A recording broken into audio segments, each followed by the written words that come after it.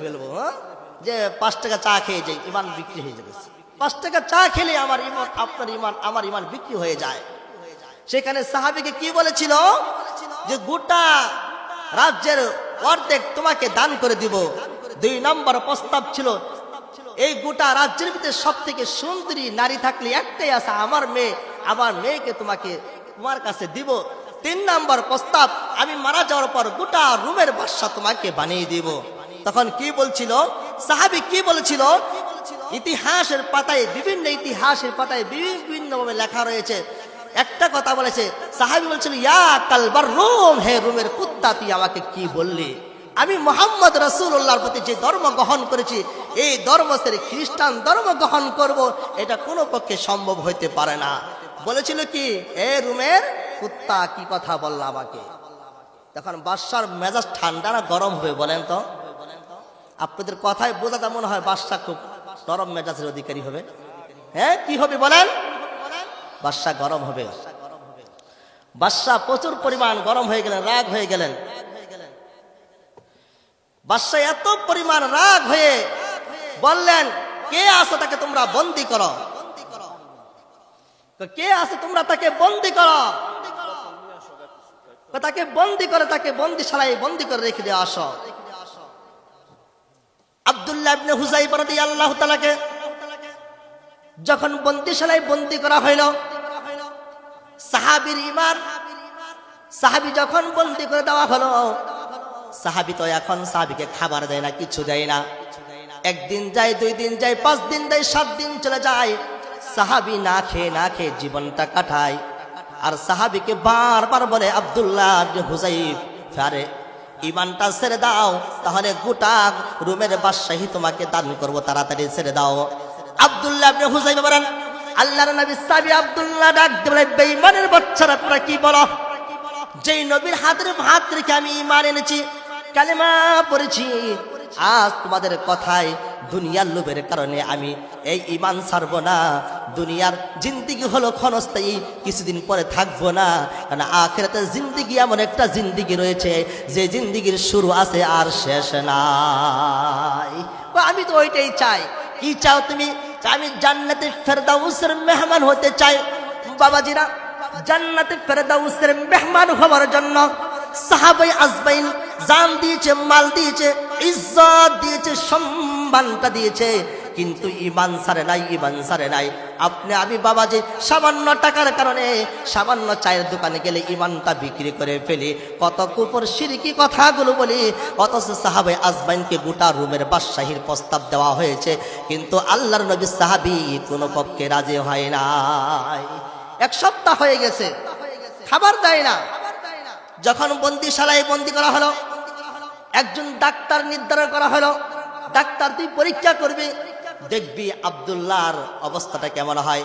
যখন মৃত্যু শয্যায় কাতরাবে, তখন তো ভয়ে তখন ঈমান ছেড়ে দেবে। তখন এমন করতে করতে আব্দুল্লাহ ইবনে হুযাইফা তিনি হাঁটতে পারেন না। 2 জন কাফের বেঈমান কাঁধে ভার দিয়ে বাদশার দরবারে চলে গেলেন। বাদশা বলে, আব্দুল্লাহ রে, আমার মনে হয় তুই একটু নরম হয়ে গিয়েছিস, তুই মনে হয় ঈমানটা ছেড়ে দিবি।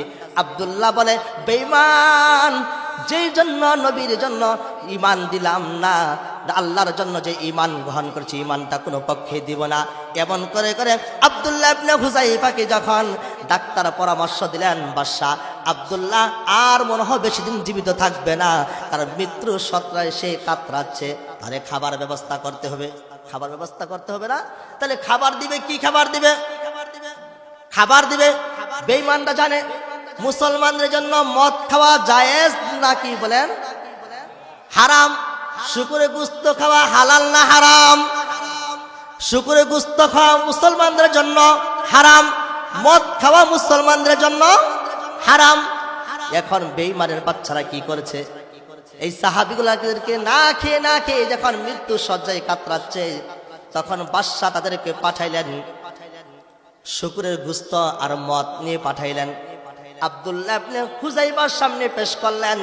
আব্দুল্লাহ ইবনে হুযাইফা এই মুহূর্তে কি মাসালা দিবেন বলেন? মাসালা কি দিবেন বলেন আপনারা?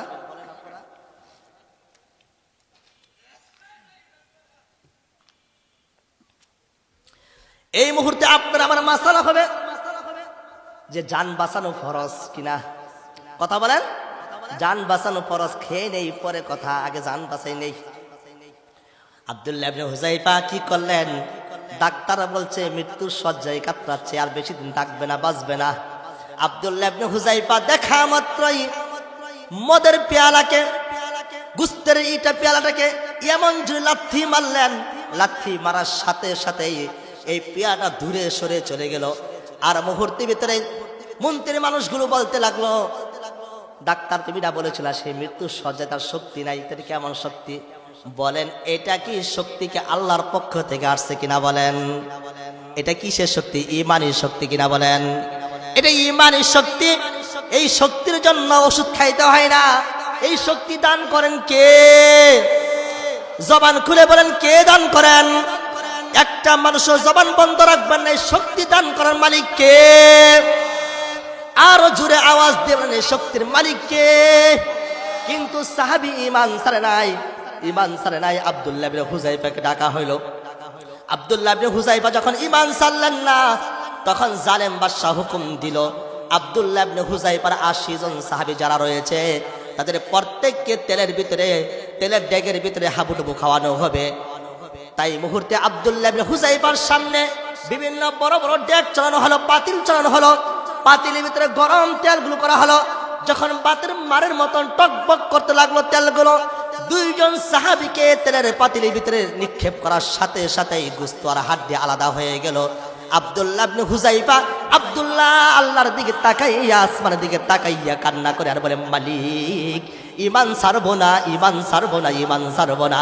আব্দুল্লাহ যখন কান্না করে, জালেম বাদশা বলে, আব্দুল্লাহ কান্না কেন? মনে হয় তুমি ঈমানটা ছেড়ে দিবা। জালেম বাদশা যখন এই কথাটা শুনলেন, শোনা মাত্র আব্দুল্লাহ ডাক দেয়া বলেন, ওই জালেম বাদশা, আমি তো এই জন্য কান্দি না। আমি তো কান্দি কেন তুমি জানো নি? যে মালিক আমাকে একটা রূহ দিয়েছে, একবার যদি আমি তেলের ভিতরে জাপ দিই আমার রূহটা শেষ হয়ে যাবে, ঠিক কিনা বলেন? আপনি কি আমাকে কয়টা জান দিয়েছেন আল্লাহ? জবান খুলে বলেন কয়টি জান দিয়েছেন? আপনাকে আমাকে একটা জান দিয়েছেন। আব্দুল্লাহ ডাক দিয়ে বলেন, ওগো জালেম বাদশা, আমাকে মালিক একটা জান দান করেছেন। একটা জান যদি আমি তেলের ভিতরে হাবুডুবু খেয়ে ফেলি, তাহলে আমার একটা জান শেষ হয়ে যাবে। আমি এই মুহূর্তে মালিককে বলতেছি, মালিক রে, আমাকে একটা জান কেন দিলা? আমাকে যদি একাধিক জান দিতা, আমাকে যদি 100টা জান দিতা, 100 বার তোমার রাস্তায় আমি বিলীন করে দিতাম। আমাকে কেন একটা জান দিলা? জালেম বাদশা, আমি এই জন্য মালিকের কাছে কান্না করছি। আব্দুল্লাহ ইবনে হুযায়ফার ঈমানি পাওয়ার দেখে জালেম বাদশা বলল, একে মেরে কোনো লাভ নাই, একে মেরে কোনো লাভ নাই। কারণ এত জীবন দিতে রাজি, এত জীবন দিতে রাজি, মনে হয় একে যদি আমি মেরে ফেলি তাহলে আমার ক্ষতি হবে। জালেম বাদশা তাকে মারলেন না। আব্দুল্লাহ ইবনে হুযায়ফাকে বললেন, আব্দুল্লাহ ইবনে হুযায়ফা, তোর কাছে একটা আবদার। কি আবদার? এই মুহূর্তের ভিতরে বাদশার একটা মর্যাদা আছে কিনা বলেন? আছে কিনা বলেন? বাদশার মর্যাদা। বাদশা কি বললো? আমার কপালে একটা চুমা দাও, আমার কপালে একটা চুমা দাও। আব্দুল্লাহ ইবনে হুযায়ফা বলেন, আমি একজন নবীর সাহাবী, আর বেঈমানের কপালে আমি চুমা দেব, এটা হইতে পারে না। তিনি খুব চিন্তা ভাবনা করে দেখলেন যে 80 জন সাহাবাই কেরাম যদি একটা চুমার কারণে মুক্তি হয়ে যায়, তাহলে আমি চুমাটা দেই।